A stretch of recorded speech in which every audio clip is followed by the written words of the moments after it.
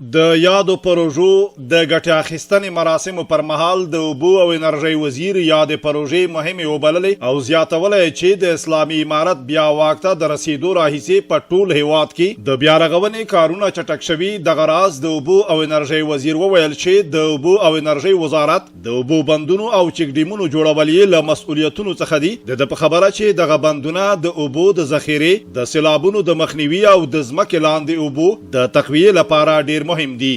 دغه چک ډیمونه د اوبو د کنټرول او د زیرزمیني اوبو لپاره ډیر مؤثر ثابت شوي دي. موږ تقریبا 140 چک ډیمونه جوړ کړي دي چې موږ په 2 کالو کې هغه ځکه چې په افغانستان کې وچکالي ډیره زیاته ده، بالخصوص په هغو ولایتو کې نو د افغانستان اسلامي امارت هغه اقتصادي معاونیت کې چې په دې موضوع باندې بحث وسو نو دغه هغه لنډه لار سره راوتله هغه هم دغه چک ډیمونه موږ ویل ستا جوړ شي، په دې سره به څه دا سیلابونه کنټرول شي، په بعضې جوی کې به هغه زیرزمیني اوبو ته به د دې ډیره ګټه ورسیږي او رسېدلې هم ده.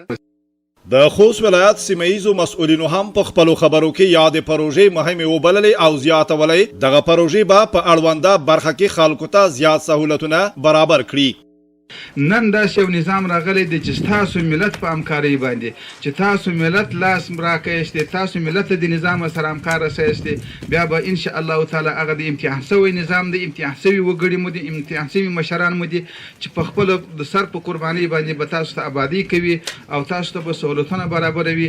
الله تعالی دې زموږ دا نظام دوامدار ولري. الله تعالی دې زموږ په ژوند باندې د زموږ نظام پر موږ باندې نه زائلوي. الله تعالی دې چې کوم مشران موږ په دې نظام کې لرو امتحان شوي مشران مو دي هیڅوک هیڅ نو انتقاد نه پر لري.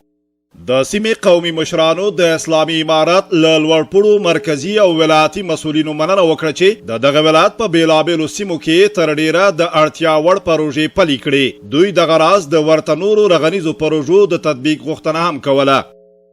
میشته خو د دغه باند ډېرې ګټې دي. دا یو نیک قدم دی چې میشته د اسلامي امارت په ډېرې خورۍ تکلیفې سره دا باند جوړ شو.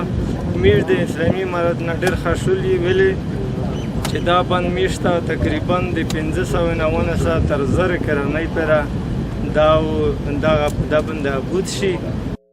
د کابل سیندیزې حوزې عمومي رئیس په خپلو خبرو کې وویل چې په یادو پروژو شاوخوا 50 میلیونه افغانۍ لګښت راغلی چې د تطبیق پر مهال یې زیات شمېر کارګرو ته د کار زمینه برابره شوې وه. نوموړی بند 50 متره طول لري او 9.5 متره عرض لري او 14 متره ارتفاع لري.